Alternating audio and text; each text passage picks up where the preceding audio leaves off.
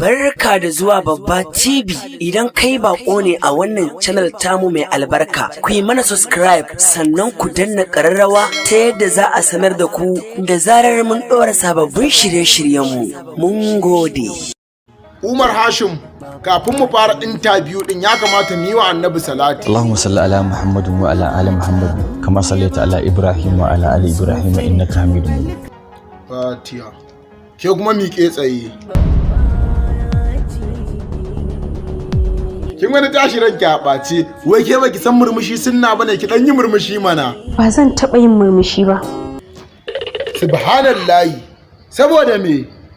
Ba dan saboda komai ba, sai domin duk sanda ne dariya ina ganin na kawo ƙarshen sa, sai na ga ya zille.